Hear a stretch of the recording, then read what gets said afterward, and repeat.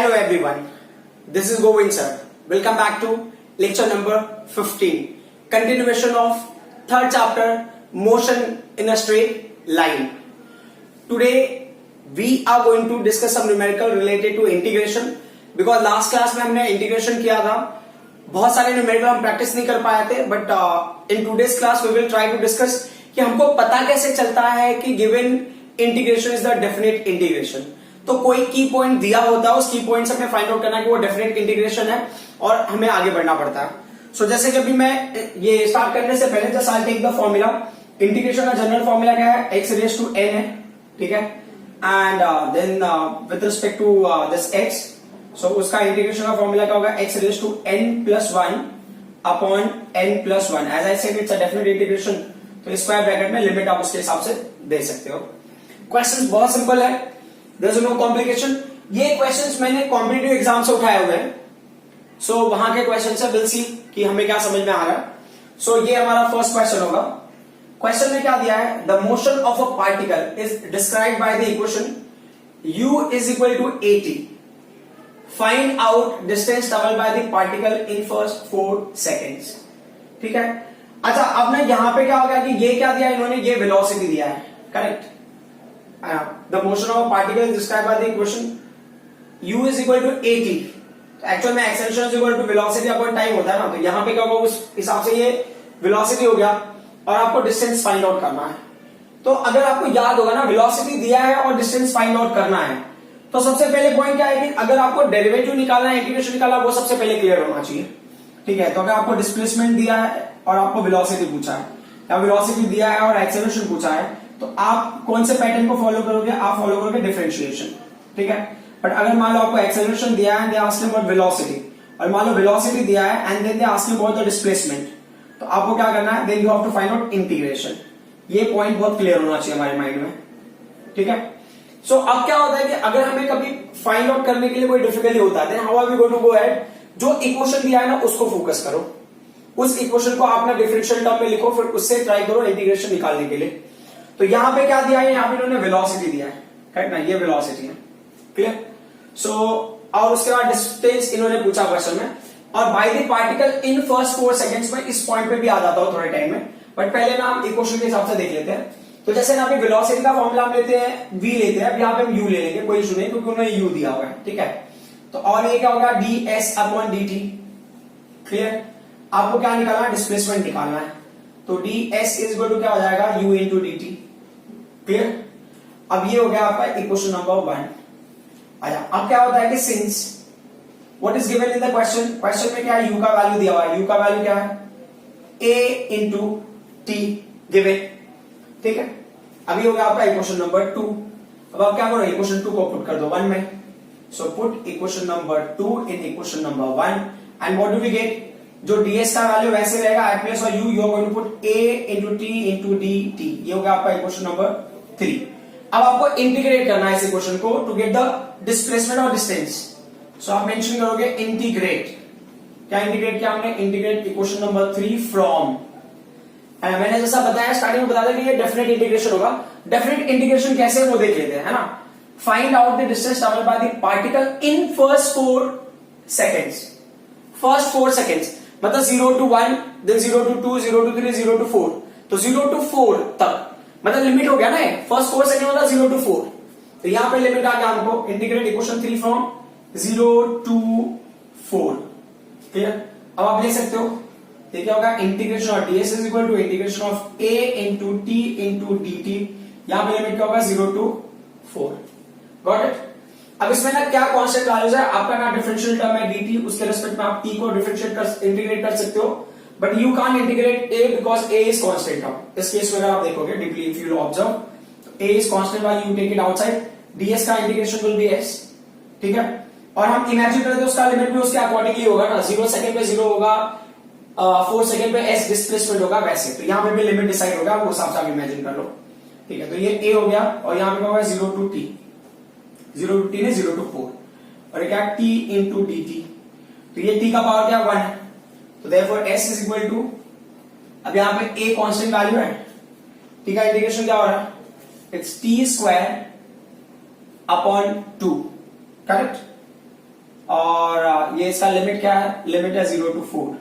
तो चलो ठीक है, अभी लिमिट की वैल्यू अंदर रख के देख लेते हैं। तो 4 will come at place of t, तो 4 raise to 2/2 minus 0 raise to 2/2। तो क्या हो गया, s इज इक्वल टू ये a हो गया, ये क्या होगा 16/2 minus 0। After cancel this is 8। तो displacement is what, 8a whatever unit is given. ठीक है, so I hope you people understood this particular part. देखो आपको थोड़ा सा हो सकता है, जिन्होंने लास्ट क्लास में क्या होगा, यहां पे क्या होता है, ये लिमिट भी ना 0 to 4 सेकंड के हिसाब से लेते हो, तो मतलब मिनिमम डिस्प्लेसमेंट 0 हो गया, फाइनल डिस्प्लेसमेंट s होगा, तो वो लिमिट ऑटोमेटिकली डिसाइड हो जाता है ना। अगर आपको इंटीग्रेशन का आपने यूज करके अगर काइनेमेटिकल इक्वेशन का डेरिवेशन किया होगा, तो you will come to know कि जब भी 0 सेकंड है initial time, final time 3 second है, तो डिस्प्लेसमेंट होगा 0 to s। यहां पे क्या वैल्यूज तो नहीं है ना, वैल्यूज तो यहां पे आ रहा है, ये इक्वेशनल टर्म में अगर आप ले लो तो 0 to s उसका लिमिट होगा। ठीक है, उस हिसाब से यहाँ पे s आ जाएगा आपके पास। ठीक है, अब हम कर लेते हैं क्वेश्चन नंबर 2, सेकंड क्वेश्चन कर लेते हैं। आई होप कि ये चीजें समझ में आई होंगी। करना क्या है, वेलोसिटी दिया हुआ है, तो वेलोसिटी यहाँ पे वेलोसिटी को v से देते हैं, जनरली हम लेते हैं, बट यहाँ पे u दिया हुआ है, तो because of u there should not be any confusion, you have to understand कि ये वेलोसिटी ही है। ठीक है, सो उसके वजह से भी काफी लोग कंफ्यूज हो जाते हैं, ये फाइनल वेलोसिटी नहीं, इनिशियल वेलोसिटी है, प्रॉब्लम हो सकता है, तो देयर इज नो इशू, क्योंकि ये क्वांटिटी सेम ही है ना। ठीक है, अब क्या दिया इन्होंने अगले क्वेश्चन में, नेक्स्ट क्वेश्चन, ये सेकंड क्वेश्चन देख लो क्या दिया, the acceleration a of a particle starting from rest varies with time according to relation a is equal to alpha t plus beta। तो यहां पे a क्या है, a is acceleration as they have given, तो alpha t plus beta, find out velocity of particle after time t। तो question में क्या दिया इन्होंने, a का वैल्यू दिया है, क्या है a का value, alpha t plus beta है, करेक्ट। और क्वेश्चन में क्या पूछा है, find out velocity of particle after time t। तो वेलोसिटी पूछा है, तो देख लेते हैं ना, एक्सेलरेशन दिया, वेलोसिटी पूछा है, means we have to go in reverse, तो हमें क्या करना है, इंटीग्रेट करना पड़ेगा। तो जो दिया है पहले वो ले लो, तो एक्सेलरेशन का फॉर्मूला क्या होगा, एक्सेलरेशन का फॉर्मूला होगा change in velocity upon time, तो उस हिसाब से लोगे तो therefore dv is equal to क्या हो जाएगा, dv is equal to a into dt। Clear, इसको आप ले लो, चलो ठीक है, इसको इक्वेशन नंबर 1 ले लो, इसको इक्वेशन नंबर 2 ले लो, तो भी ठीक है। अभी आप पुट कर सकते हो इक्वेशन 1 को 2 में, so put equation number 1 in equation number 2 and what do we get, तो therefore dv is equal to, at place of a we are going to put alpha t plus beta bracket closed into what, dt, correct. Alpha की value मैंने यहां put कर दी। अब इसको integrate करोगे, इसको question number 3 ले लो।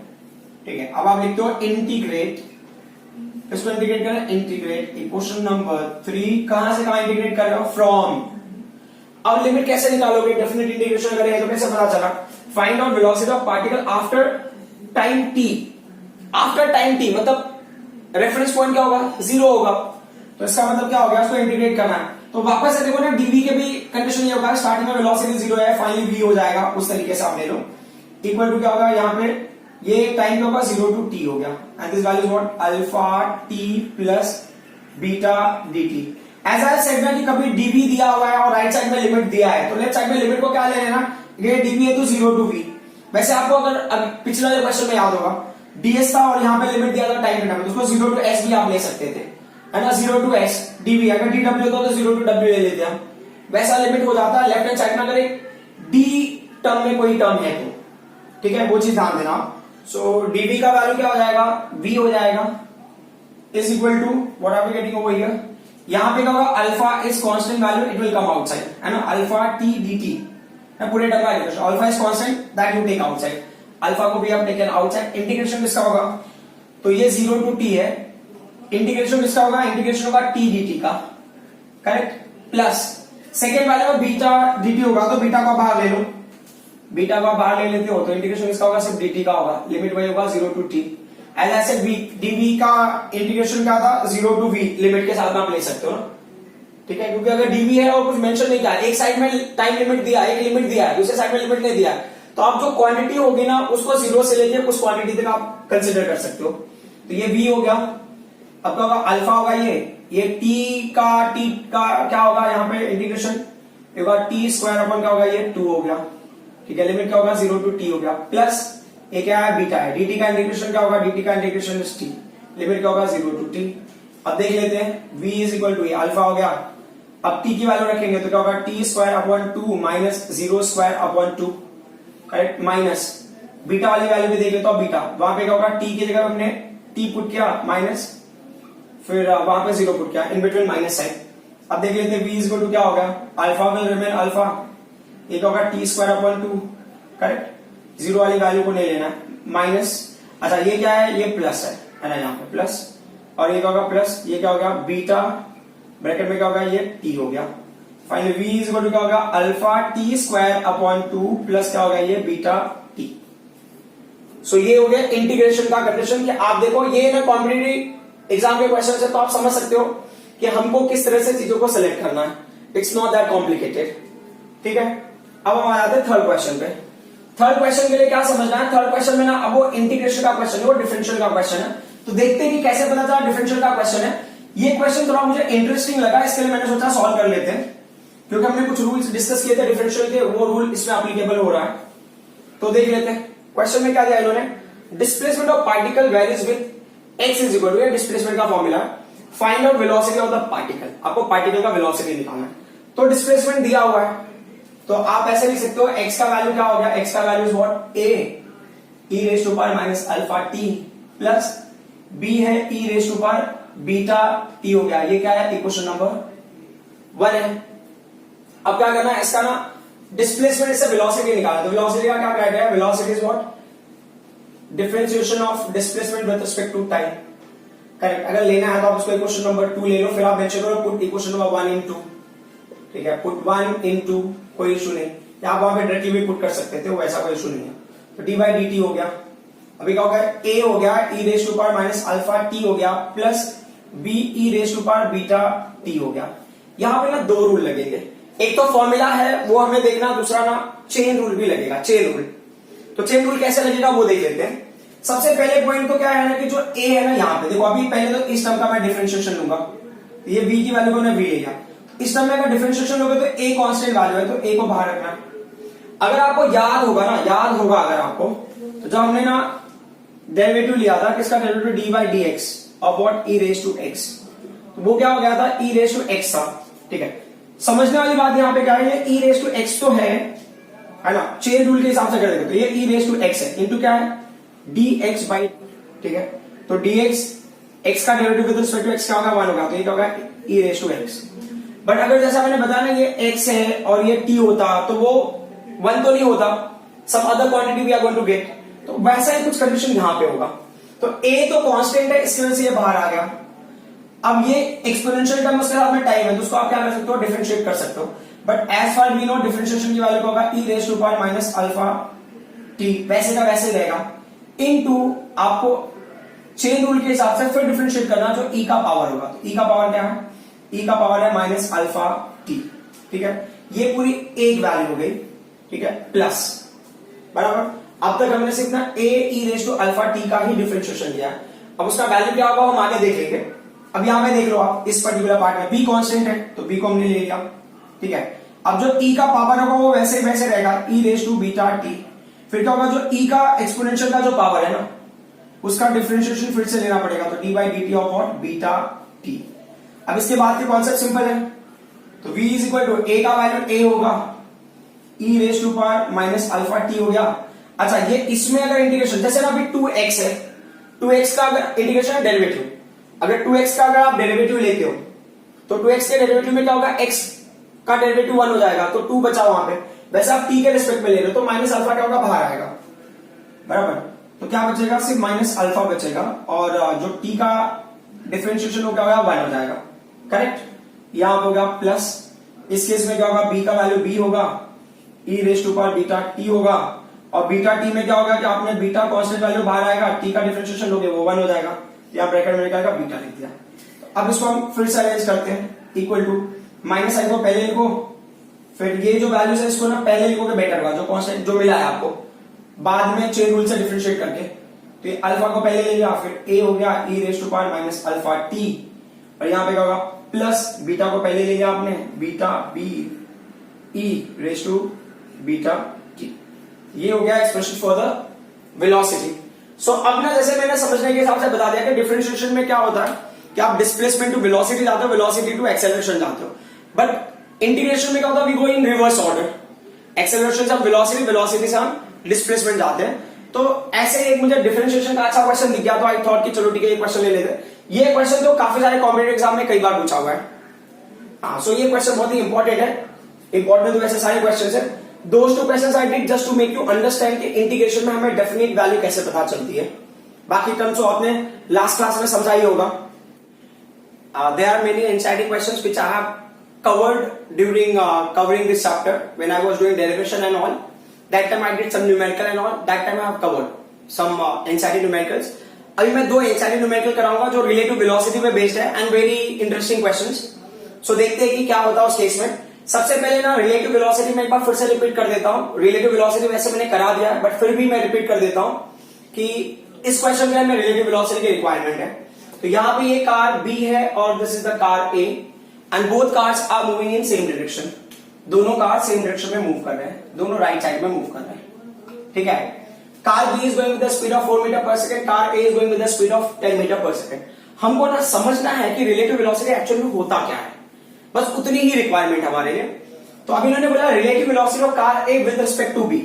इन्होंने बोला relative velocity of car A with respect to B। इसका मतलब क्या हो गया कि ना जो कार A होगा ना ये काम करेगा ऑब्जेक्ट का, जो कार B होगा ये काम करेगा ऑब्जर्वर का। मतलब जो कार B में बंदा होगा ना वो क्या करता है, वो चीजों को ऑब्जर्व करता है, ठीक है। लेकिन ना दोनों मोशन में हो सकता है, एक रेस्ट पे भी हो सकता है, that is also possible. Compulsory नहीं कि both are suppose to be in motion, one can be at rest, one can be in motion, और both can be in motion, both can be rest also, that is also possible. कोई भी rest कोई भी motion में हो सकता है।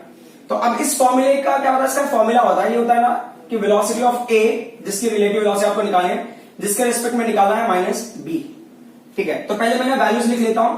समझो कि अगर ये राइट में जा रहे हैं सारी चीजें तो वो प्लस में होगा, तो ये प्लस होगा वो भी प्लस होगा। अगर रिवर्स में आ रहा होता तो माइनस हो जाता, ठीक है, या कोई भी ऑपोजिट डायरेक्शन में जा रहा होता माइनस हो जाता। तो VA का वैल्यू कितना है, VA का वैल्यू है 10, VB का वैल्यू कितना है 4 है, बीच में माइनस साइन है, ये टोटल कितना हो जाएगा 6 मीटर पर सेकेंड।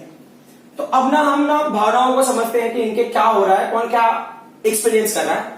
देखो प्रैक्टिकली अगर आपको समझना है तो कोई भी ऑब्जेक्ट ना यहाँ पे 6 मीटर पर सेकंड से नहीं जा रहा है, प्रैक्टिकली तो कोई नहीं जा रहा है।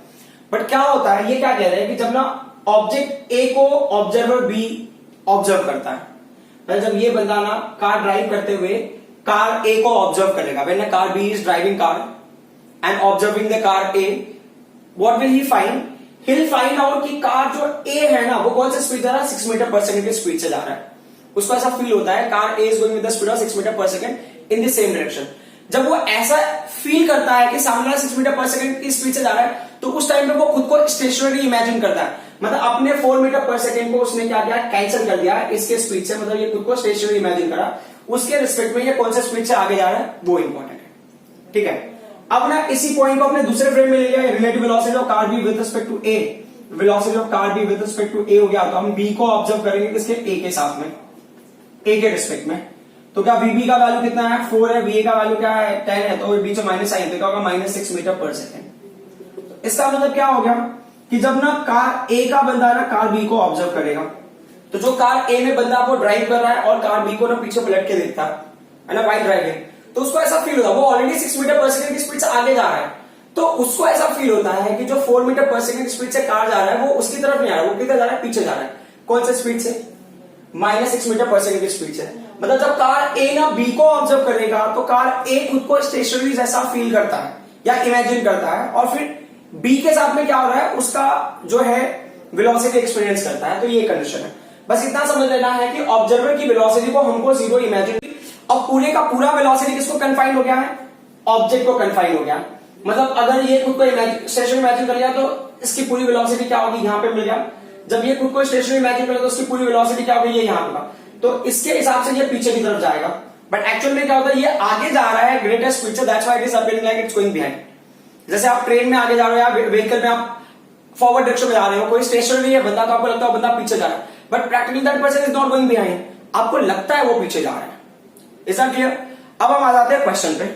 क्वेश्चन जो कर रहे हैं, अच्छा एक और चीज ना आपके समझने के लिए बहुत इंपॉर्टेंट पॉइंट है कि जब भी दो ऑब्जेक्ट ना सेम डायरेक्शन में जा रहे होते हैं, जब भी दो ऑब्जेक्ट सेम डायरेक्शन में जा रहे होते हैं तो उनका जो रिलेटिव वेलोसिटी होता है उसके बीच में डिफरेंस होता है, फर्स्ट सेम डायरेक्शन में डिफरेंस, और जब वो ऑपोजिट डायरेक्शन में जा रहे होते हैं ना तो एडिशन होता है। तो ऑपोजिट का भी मैं देख लेते हैं हम लोग, तो अगर मान लो ये ऑपोजिट होता ना, ऑपोजिट के लिए मान लो अगर ये ऑपोजिट डायरेक्शन में ऐसे जा रहा है, ठीक है, ये आप समझ लेना कि ये इनके लिए कंडीशन, ये मैं अभी नया ले रहा हूं।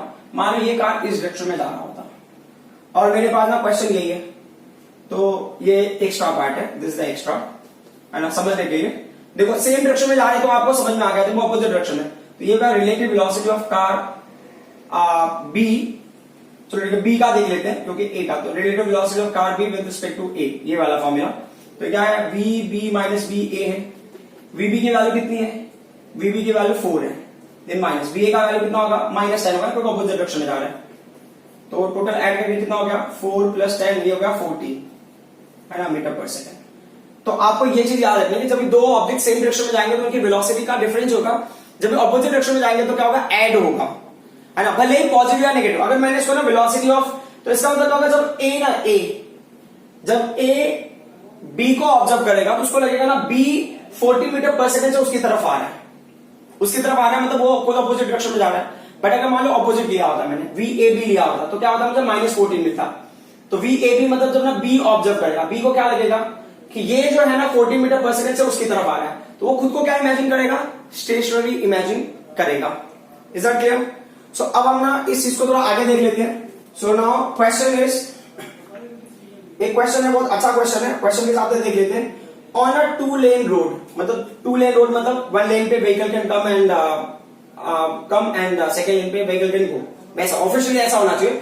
बट हो सकता है कि ना सारे लोग ना एक ही लेन को प्रेफर कर रहे हो, मे बी उनका फेवरेट हो, सेकंड साइड का जो लेन होगा वो ना because of rain and all वहां पे गड्ढे हो गए और लोग उसको फॉलो नहीं कर रहे हो, वैसा भी हो सकता है। But it's a 2 lane road, ठीक है, ये 2 लेन रोड है।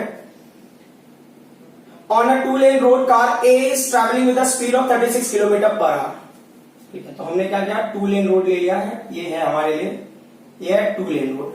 तो 2 लेन रोड पे एक कोई कार है, कार ए है, ठीक है, ये हो गया कार ए, कौन से स्पीड से ट्रैवल कर रहा है, travelling with 36 kilometre per our की स्पीड से वो ट्रैवल कर रहा है, ठीक है। एक लेन में ये ट्रैवल कर रहा है, सेकंड लेन देखो अभी खाली है, ठीक है। अभी क्या बोल रही है, 2 cars B and C approach car A in opposite direction with speed 54 kilometre per hour. अभी ना 2 कार इसको अप्रोच करते हैं, ठीक है, तो वो भी देख लेते हैं।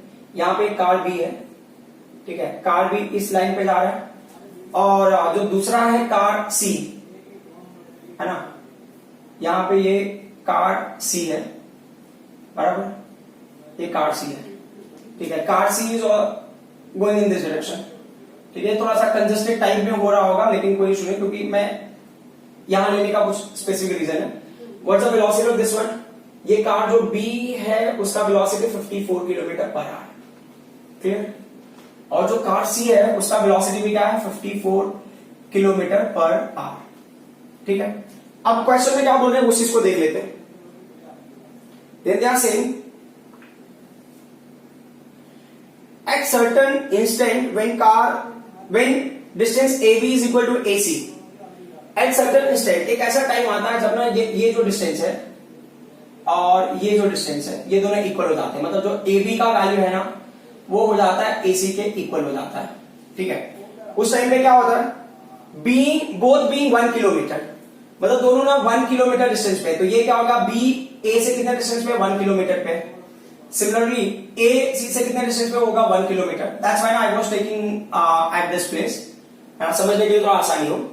तो 1 किलोमीटर 1 किलोमीटर, बट एक्चुअल में अगर मीटर के टर्म में लूंगा तो कितना डिस्टेंस होगा, 1 kilometre is basically 1000 metre, correct. और ये क्या हो गया, 1000 मीटर, बेटर टू अंडरस्टैंड। अब आगे क्या बोल रही है, बी डिसाइड्स टू ओवरटेक ए, ठीक है। अभी ना बी को ऐसा लग रहा है लेट हो रहा होगा या जो भी रीजन होगा, बी डिसाइड्स टू ओवरटेक ए को ओवरटेक करना चाहता है। क्यों ओवरटेक करना चाहता है, बिफोर सी डज, उसको लग रहा है सी भी ओवरटेक करे क्योंकि दोनों एक ही लाइन पे आ रहे हैं ना ऐसे, बराबर, और सी उसको ओवरटेक करके ऐसे जाएगा, तो सोच रहा है बी ओवरटेक करके पहले निकल जाए सी को ओवरटेक करने से पहले। अब क्वेश्चन में क्या बोला, what is the minimum acceleration of the car B is required to avoid an accident. तो अब ये बोल रहे हैं ना कि जो कार बी कितने एक्सेलरेशन से एक्सेलरेट होगा जिससे पहले कि ना सी के ओवरटेक करने से पहले ये ओवरटेक कर जाए। तो सबसे पहली बात है कि मैंने कार सी को पहले समझना ये है कि ना कार सी को ए तक पहुंचने में कितना टाइम लगेगा। अभी कार सी को ए तक पहुंचने में कितना टाइम लगेगा, इस हिसाब से समझो कि सी और ए ऑपोजिट डायरेक्शन में, उनकी वेलोसिटी क्या होगी, ऐड होगी, as I said in this case when they move in opposite direction. तो क्या होगा, वो एक दूसरे को बहुत फास्ट स्पीड से अप्रोच करेंगे। लेकिन बी और ए देखो ये दोनों सेम डायरेक्शन में जा रहे हैं, तो इनके बीच का रिलेटिव डिफरेंस क्या होगा, रिलेटिव वेलोसिटी लेस होगा। तो बी को एक्सेलरेट करके वहां तक पहुंचना पड़ेगा, क्योंकि सी ना जल्दी ही इसको ओवरटेक कर लेगा, बट बी का ये डिमांड है कि it want to overtake A before C does. तो हम पहले क्या कर लेते हैं, हम देखते हैं कि ना सी को ए तक पहुंचने में कितना टाइम लगेगा। ठीक है, तो हमने यहां पे लिखा फॉर कार सी। ठीक है, for car C. Car C के लिए क्या होगा, तो velocity of car C with respect to car A, velocity of car C minus velocity of car A. अब इसमें एक चीज और चीज समझना है कि ये राइट में जा रहा है पॉजिटिव, ये राइट में जा रहा है पॉजिटिव, ये लेफ्ट में जा रहा है, इसके लिए क्या होगा, नेगेटिव होगा। तो ये क्या होगा, अगर समझना है इसके साथ, तो ये होगा velocity of car C. Clear, ये क्या होगा, वेलोसिटी ऑफ कार बी, और ये क्या होगा 36, ये होगा वेलोसिटी ऑफ कार ए। और वैल्यू रख देते हैं, वेलोसिटी ऑफ कार सी क्या है -54 एंड वेलोसिटी ऑफ कार ए क्या है 36 है। तो ये माइनस हो गया और ये 36 हो गया माइनस की वजह से। तो फाइनली ये क्या हो जाएगा, therefore velocity of car A, velocity of car C with respect to A क्या हो जाएगा -90, ये है किलोमीटर पर आवर। लेकिन आपको आंसर चाहिए मीटर पर सेकंड, क्योंकि हमने इसको मीटर में लिया हुआ है, हमने लिया हुआ है। अगर मीटर में लेंगे तो बेटर होगा टू अंडरस्टैंड। ठीक है, क्योंकि एक्सेलरेशन आपको मीटर पर सेकंड में मिलेगा तो आप इजीली समझ पाओगे कि क्या करना है। तो ये -90 है, मीटर पर सेकंड में कन्वर्ट करोगे तो ये 5/18, 18 5 जा, तो कितना हो जाएगा, relative velocity of car A with respect car C with respect to A, ये हो जाएगा -25 मीटर पर सेकेंड। इसका मतलब क्या हो गया कि जब ए खुद को स्टेशनरी इमेजिन करेगा तो उसको लगेगा कि कार सी उसकी तरफ 25 मीटर पर सेकेंड से आ रहा है, बट एक्चुअल में कार सी का अकेले का स्पीड वो नहीं है, ए भी मूव कर रहा है, बट ए खुद को क्रेडिट नहीं दे रहा है, ए खुद को इमेजिन नहीं कर रहा है एज ऑब्जर्वर। तो पूरे का पूरा उसका वेलोसिटी भी क्या होगा, उसके साथ में ऐड हो जाएगा, क्योंकि दोनों अपोजिट डायरेक्शन में जा रहे हैं। तो इस स्पीड से कार सी ए की तरफ अप्रोच कर रहा है, ऐसा हमारा अजम्पशन है। तो अब क्या होता है ना कि देखो ये क्या है, ये यूनिफॉर्म वेलोसिटी है, क्योंकि वेलोसिटी में कोई वेरिएशन नहीं है। तो फॉर यूनिफॉर्म मोशन, ये इंपॉर्टेंट पॉइंट है, for uniform motion, uniform motion के लिए क्या क्राइटेरिया, एक्चुअल में फॉर्मूला होता है s is equal to ut plus half at square होता है ना, ये फॉर्मूला होता है। बट क्या होता है यूनिफॉर्म मोशन में ये हाफ एटी स्क्वायर नहीं होगा। क्यों नहीं होगा, क्योंकि यूनिफॉर्म मोशन में एक्सेलरेशन क्या होगा, 0 होता है। क्यों 0 होता है, क्योंकि एक्सेलरेशन का change in velocity upon time, velocity change हो ही नहीं रहा। तो अब ये कितना डिस्टेंस ट्रेवल किया इसने, 1000 मीटर डिस्टेंस को ट्रेवल करना है, जो भी रिलेटिव वेलोसिटी होगा उसके साथ में, मतलब ये भी डिस्टेंस ट्रेवल करेगा, ये भी डिस्टेंस ट्रेवल करेगा, और टोटल कितना है 1000 metre they have to travel. और वेलोसिटी क्या है 25 है, हम प्लस ले रहे हैं। क्यों प्लस ले रहे हैं, क्योंकि ना माइनस का मतलब it is going on left hand side, that is only information. बाकी वैल्यूज तो स्पीड का वही रहेगा जो भी रिलेटिव, ये t हो गया। तो अभी ये 24 से कैंसिलेशन करोगे तो क्या होगा 40 हो गया, बराबर। तो टाइम कितना लगेगा, 40 सेकेंड्स लगेगा कार सी को कार ए तक पहुंचने के लिए, बराबर। तो अब ना कार बी के बाद कितने का टाइम है, 40 सेकेंड्स का, मिनिमम 40 सेकेंड्स का टाइम है। अगर उससे कम टाइम में पहुंच गया तो वेरी गुड। तो अब हम क्या करते हैं, अब हम दूसरे फ्रेम में आ जाते हैं। दूसरे फ्रेम में मतलब अब हम लेते हैं कार बी के हिसाब से, है ना, क्योंकि हमको तो उसके फीलिंग के हिसाब से चलना है कि कार बी वाला क्या डिसाइड करना है, हमको उसके डिसीजन को क्या करना है, फाइंड आउट करना है कि उसको कितना एक्सेलरेट करना। तो क्वेश्चन में बोला है कि कितने एक्सेलरेशन उसको एक्सेलरेट करना पड़ेगा। तो पहले मैं देख लेता हूं कि बी का velocity with respect to A क्या होगा, बराबर। तो आपने कार सी का निकाल लिया, अब कार बी का देख लेते हैं। So for car B, car B का क्या होगा, its velocity of car B with respect to car A, ये क्या होगा V B minus V A हो गया। What's the velocity of car B, car B का वेलोसिटी 54 हो गया, कार ए का वेलोसिटी क्या होगा 36 हो गया, बीच में माइनस साइन, एंड क्या होगा डिफरेंस, 18 किलोमीटर पर आवर। जैसा हमने डिसाइड किया था इसको मीटर पर सेकंड में कन्वर्ट करना पड़ेगा। तो 18 इंटू 5/18 अगर आप करते हो तो ये 18 कैंसिल हो गया। तो velocity of car B with respect to car A will be 5 metre per second. ठीक है, तो इसका मतलब क्या होगा, ए खुद को क्या इमेजिन करा, स्टेशनरी इमेजिन करा। इस केस में भी ए खुद को स्टेशनरी इमेजिन करा था, बराबर।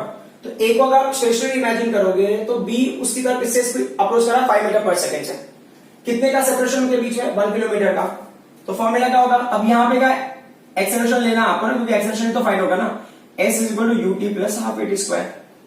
तो s का वैल्यू कितना होगा 1000, u का वैल्यू कितना होगा, कौन सा वेलोसिटी से अप्रोच करेगा कार बी ए को, रिलेटिव वेलोसिटी है 5 इंटू t का वैल्यू क्या है 40 है, फिर क्या प्लस ये हो गया half into a into t का वैल्यू क्या है 40 इंटू 40। क्लियर?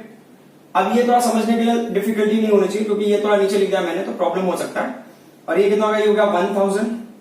तो 5 इंटू 40 कितना हो गया? ये हो गया 200 प्लस ये ए हो गया 40 इंटू 20, ये 800 ए हो गया। तो अब क्या करना है? 800, तो ये सॉरी ये 1000 है, तो ये 1000 minus 200 if we are taking, ये क्या होगा? 800 ए हो गया। करेक्ट? ये वैल्यू हो जाएगी 800 और ये होगा 800 इंटू ए। तो what's the value for a का वैल्यू हो गया 800 अपॉन 800। तो फाइनली आंसर हो गया 1 मीटर पर सेकेंड स्क्वायर। अब एक और जो इंपॉर्टेंट पॉइंट है नोट करने वाली, ये है minimum acceleration. Is a minimum acceleration. Minimum acceleration क्या है?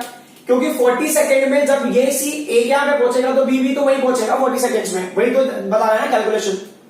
तो ए एक्सेलरेशन से जाओगे तो 40 सेकेंड में वो भी ए यहां पे ही पहुंचेगा।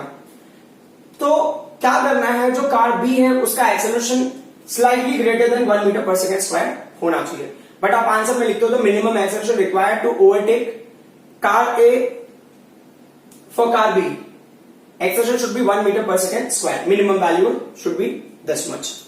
I hope you people understood this question. बहुत ही लॉजिकल क्वेश्चन है, आपको थोड़ा समझना जरूरी है इसमें कि जब भी आप रिलेटिव वेलोसिटी लेते हो तो सेम डायरेक्शन में वेलोसिटीज कम हो जाते हैं। एक ऑब्जेक्ट है तो खुद को अपने आप को क्या करेगा? एक जो ऑब्जर्वर होगा वो खुद को क्या इमेजिन करेगा? स्टेशनरी। और जो ऑब्जेक्ट मूव करेगा पूरी वेलोसिटी उसमें कन्फाइंड हो जाएगी, भले ही लेस हो या मोर हो। सेम डायरेक्शन में होंगे तो वेलोसिटी लेस होगी, डिफरेंस लेंगे हम। अगर ऑपोजिट डायरेक्शन में मूव कर रहे होंगे तो वेलोसिटी ऐड होगी, वेलोसिटी मोर होगा। This question is more interesting in compare to what question we have done. Question में क्या है कि आपका ना लॉजिक बहुत स्ट्रांग होना चाहिए, आपका इमेजिनेशन उसके हिसाब से वर्क करना चाहिए, वरना क्या होगा कि मैं आपको समझाऊंगा और आप इमेजिन नहीं कर पाओगे तो लिंक करना बहुत मुश्किल होगा। ठीक है? अब एक चीज जस्ट आपको ये बात समझनी है कि फॉर एग्जांपल कि अगर मैं ना इस बोर्ड के इस एंड से अगर मैं ट्रैवल करके इस एंड पे जा रहा हूं, क्लियर? फाइन। तो आप इमेजिन करो कि ना जैसे मैं इस एंड पे पहुंचूंगा कोई बंदा वहां पहुंचेगा और हम दोनों की वेलोसिटी अगर मान लो सेम है। ठीक है?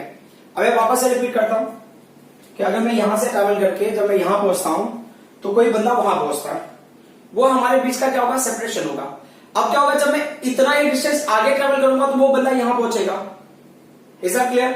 अगर हम दोनों की वेलोसिटी सेम है तो जब मैं वहां से यहां पे आता हूं तो वहां पे एक बंदा पहुंचता है और दोनों की वेलोसिटी अगर सेम है तो मैं अगर इतना ही डिस्टेंस आगे ट्रेवल करूंगा तो वो बंदा वहां से इस जगह पे पहुंचेगा। सबसे पहली बात कि जो डिस्टेंस ट्रेवल है मेरे हिसाब से, if I am taking according to myself, like मैं यहां से ट्रैवल करके मुझे यहां तक आने के लिए टी टाइम लगता है। Clear? I am taking T time. So वो जो टाइम इंटरवल है वो हो सकता है शायद वेरी हो सकता है विद रिस्पेक्ट टू ऑब्जर्वर।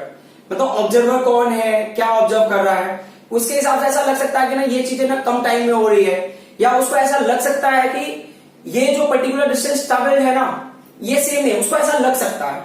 ठीक है? क्यों ऐसा लग सकता है? क्योंकि रिलेटिव वेलोसिटी, उसको लग सकता है कि बंदा सामने से आ रहा है, बहुत फास्ट आ रहा है, बहुत स्लो आ रहा है।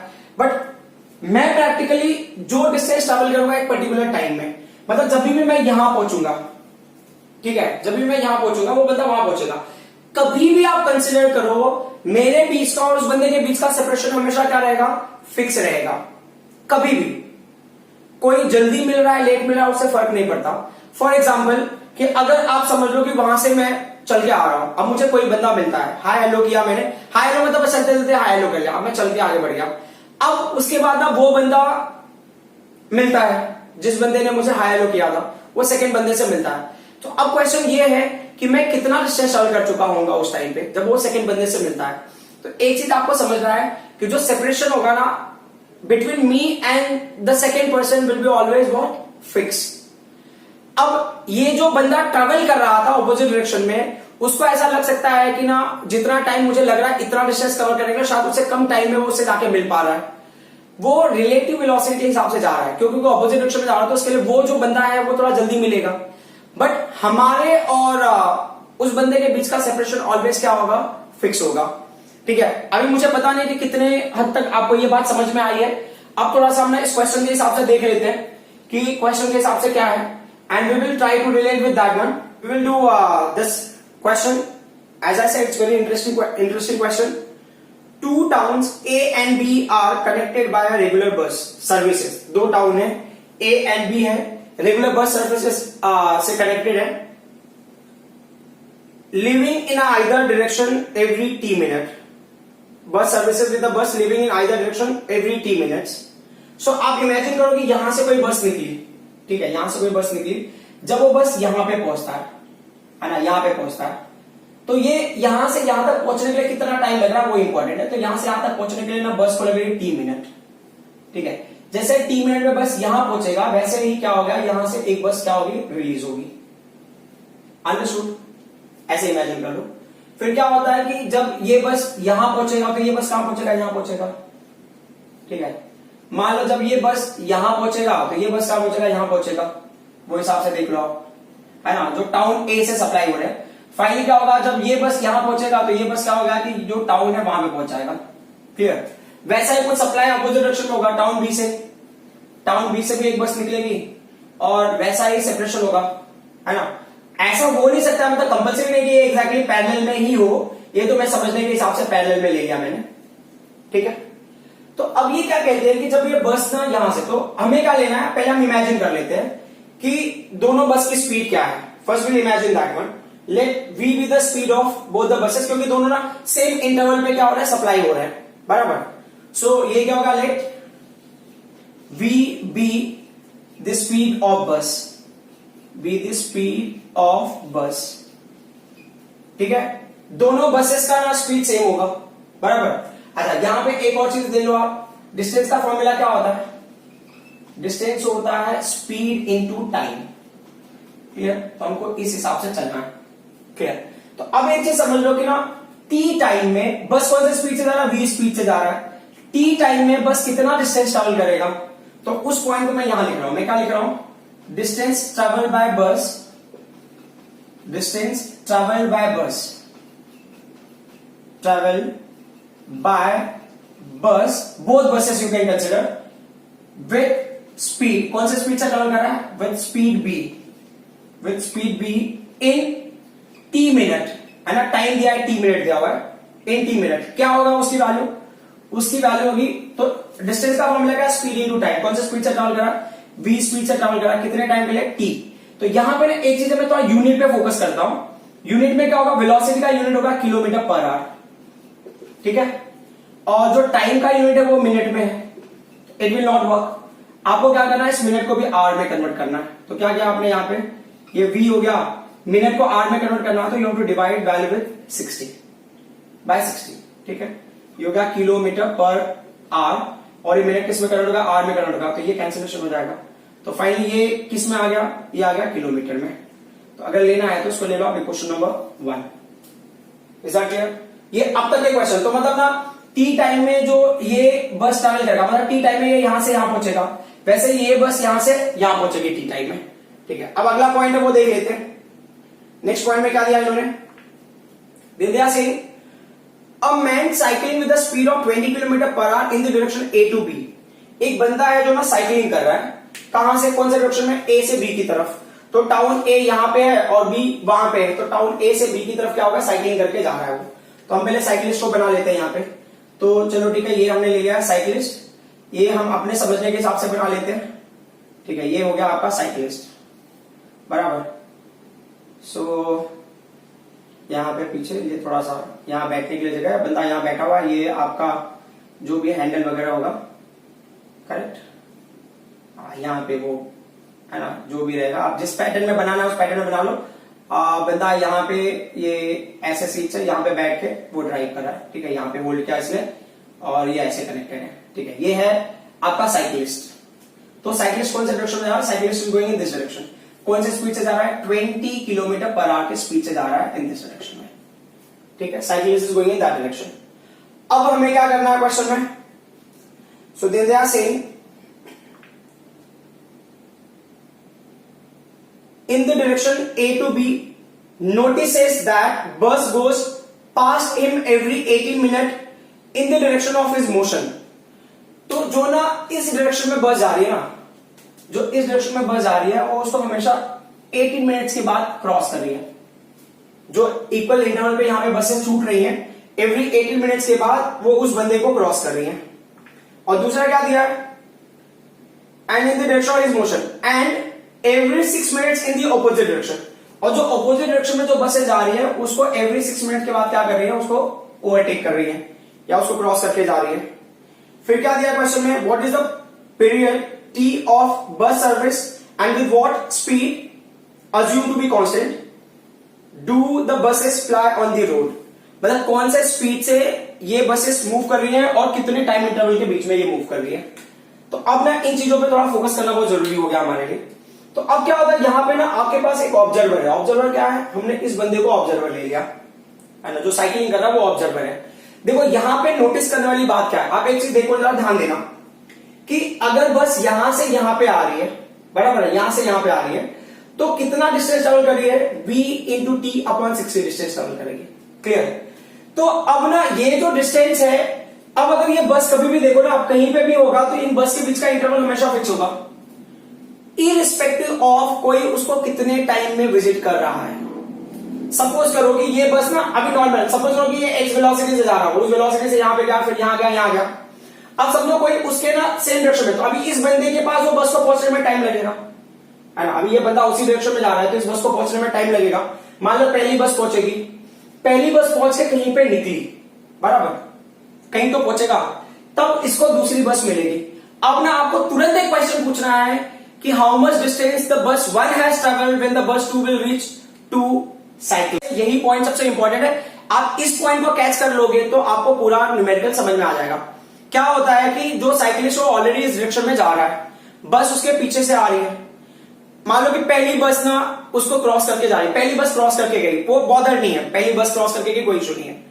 अब क्या होता है, जैसे ना दूसरी बस आती है उसके पास, तब उसके मन में क्वेश्चन आता है कि how much distance the second बस हैज ट्रैवल्ड, सॉरी फर्स्ट बस has travelled, how much distance first बस हैज ट्रैवल्ड।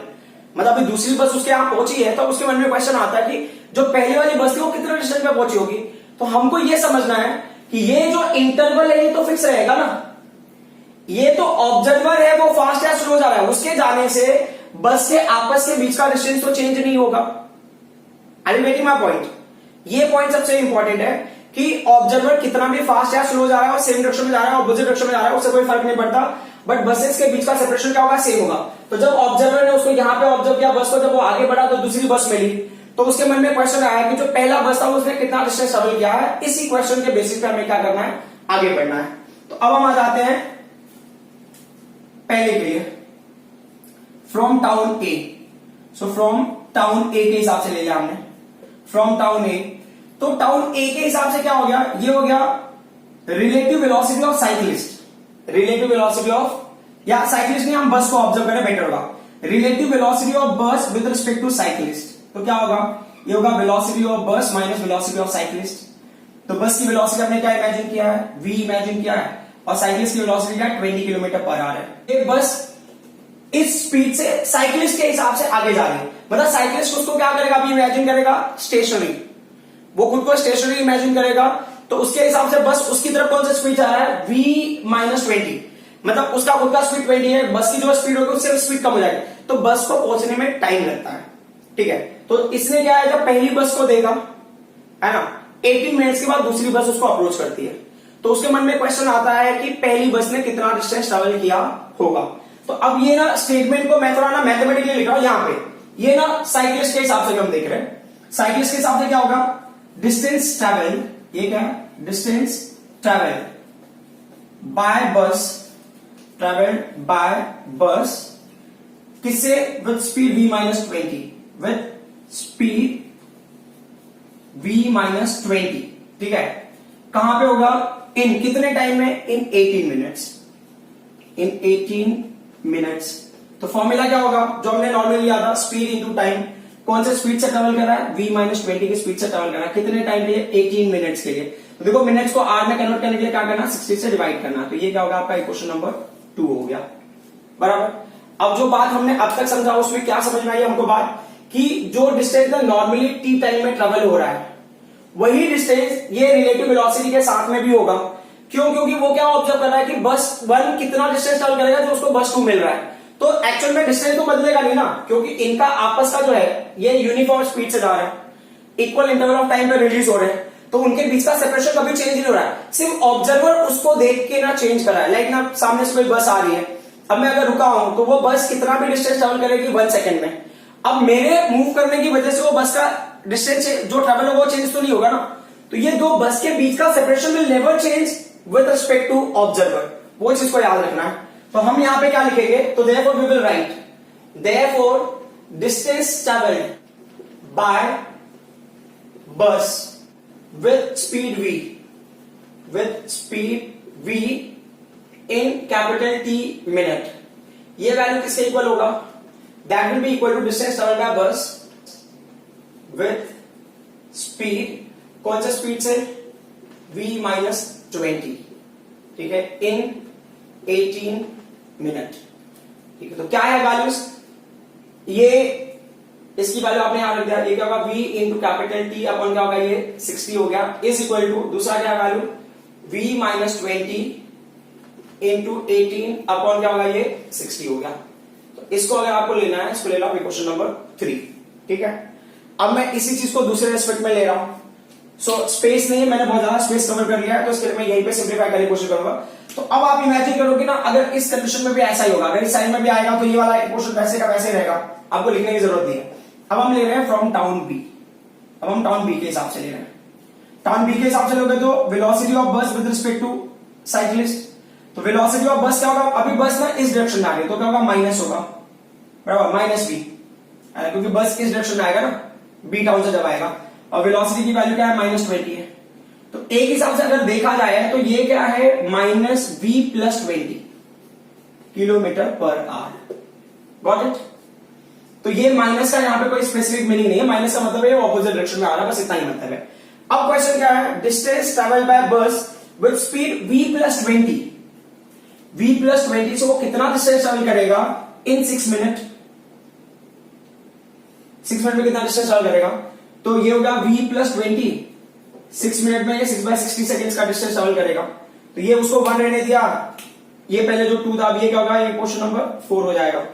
तो अब क्या होगा, अब हमारा नया इक्वेशन आएगा, नया इक्वेशन क्या आएगा, ये नया इक्वेशन में भी वही होगा, अब ये ऑपोजिट डायरेक्शन में भी ट्रेवल करके, जैसे कि पहला बस उसको मिला, बराबर, अब जैसे वो 6 मिनट का दूसरा बस मिला, तो क्वेश्चन उसके में फिर से होगा कि फर्स्ट बस ने कितना डिस्टेंस ट्रेवल किया है, तो डिस्टेंस की वैल्यू सेम होगी, तो डिस्टेंस आप इस इक्वेशन से निकालो चाहे इस इक्वेशन से निकालो, वैल्यू दोनों की सेम है। तो अब सेकंड इक्वेशन यहां पे क्या आएगा, वही बोल रहा है कि v इंटू T/60 जो ओरिजिनल डिस्टेंस है, और जब ना रिलेटिव वेलोसिटी इससे भी ट्रेवल करेगा तो भी बस का वेलोसिटी क्या डिस्टेंस क्या होगा, सेम होगा, क्या होगा v + 20 इंटू क्या होगा 6/60। तो यहां पे क्या था, 1 था, 2 था, फिर ये 3 इक्वेशन था, फिर इसको हमने 4 कर दिया, बराबर। अब ये इक्वेशन नंबर हो गया आपका 5th। अभी 3rd एंड 5th को रिलेट करेंगे, 3rd एंड 5th को रिलेट करोगे तो क्या मिलेगा, will see that one. 3rd and 5th को कैसे रिलेट करोगे, लेफ्ट हैंड साइड सेम है दोनों के लिए, correct. So from 3rd and 5th, what do we get? हमको मिलेगा v - 20, ठीक है, into 18/60, which is equal to v + 20 into 6/60, तो 60 और 60 कैंसिल हो जाएगा, एक होगा 6 3 हो गया, तो क्या होगा 3 को मल्टीप्लाई करोगे तो क्या होगा 3v माइनस क्या होगा ये 60 हो गया, इज इक्वल टू एक होगा v + 20 हो गया, क्लियर। अब इसको और सिंप्लीफाई करते हैं तो क्या हो जाएगा, ये जो वैल्यू मिला था आपको, ये क्या होगा 3v, v की वैल्यू को इधर लेके आ जाओ तो -v हो गया, ये क्या 20 + 60, तो ये कितना होगा 2v = हो गया ये 80, तो v का वैल्यू कितना हो जाएगा 40 किलोमीटर पर आवर। तो जो बसेस ट्रैवल कर रही है वो 40 किलोमीटर पर आवर की स्पीड से ट्रैवल कर रही है, ठीक है। अब क्वेश्चन ये है कि ना टाइम का फॉर्मूला क्या होगा, what is the value for time, time का फॉर्मूला टाइम का वैल्यू क्या होगा। तो अब टाइम की वैल्यू के लिए ना आप ये v की वैल्यू आप किसी एक इक्वेशन में पुट कर दो, या तो 3rd में पुट कर दो, या तो 4th 5th में पुट कर दो। तो चलो हमने पुट कर दिया है 5th में पुट कर दिया है, so put v = 40 kilometre per hour इन इक्वेशन नंबर 5th। तो क्या होगा, ये v हो गया, v का वैल्यू, v के हमने क्या ले लिया 40 ले लिया, इंटू कैपिटल T है, अपॉन क्या ये 60 है, is equal to right side में क्या होगा, यहाँ पे इस v के हमने क्या ले लिया 40 ले लिया, ठीक है, प्लस ये क्या होगा 20 हो गया, इंटू क्या होगा ये 6 हो गया, अपॉन ये क्या है 60 है, तो 60 कैंसिल हो गया बराबर। सो अब ये क्या होगा 40 एंड 20 कितना हो गया, तो ये 40 into T is equal to ये हो गया 60 इंटू 6। सो अब टी का वैल्यू क्या होगा 60 इंटू 6 अपॉन 40, 22 जा एंड 23 जा एंड 2 3 जा, तो टोटल क्या होगा 9। अब क्वेश्चन ये कि 9 का यूनिट क्या होगा, तो जब हमने ना ये t इज इक्वल टू 9 का यूनिट क्या होगा, ये होगा मिनट, ये क्या होगा मिनट होगा। क्यों मिनट होगा, अब आपको लग रहा होगा कि आपने 60 से डिवाइड किया था, आपने जब 60 से डिवाइड किया है तो वो आर में हो गया, बट एक्चुअल में जो हमने इनिशियल वैल्यू लिया था वो क्या था मिनट में था t, हम उसको बाद में डिवाइड करके चीजों को कन्वर्ट कर देते, तो यहाँ पे वैल्यू आएगा 9 मिनट। तो इसका मतलब ईच बस will fly at a interval of 9 minutes and the speed of each bus will be about 40 kilometre per our. तो ये पूरे न्यूमेरिकल का ना एक ही की पॉइंट है कि जो पहला बस है किसी को भी मिले, उसके बाद किसी भी वेलोसिटी से मिले, ठीक है। अब जब वो पास होके आगे निकल गया, जब दूसरी बस मिलेगी तो आपके मन में क्वेश्चन यही होना चाहिए कि how much distance the first बस हैज ट्रैवल्ड। तो आपने उस कंडीशन के हिसाब से इक्वेशन बनाओगे, बट आपको ये चीज ध्यान देना है कि जो नॉर्मल बस के जो सप्लाई थे, मतलब ना जो टी इंटरवल के बाद जो सेपरेशन था, वो सेपरेशन रिलेटिव वेलोसिटी के टाइम पे भी क्या रहेगा, सेम रहेगा, that is not going to change. That's why हमने इक्वेशन 1 को जो बाद में जो हमने इक्वेशन लिया था उसके साथ में क्या किया है, इक्वेट किया है। तो distance travel by bus in T interval with the v speed, जो वैल्यू होगा distance travel by bus with the speed v minus 20 for 18 minutes and distance travel by bus with the speed v plus 20 for 6 minute, ये सारे distances क्या होंगे, same होंगे, there will not be any kinds of change.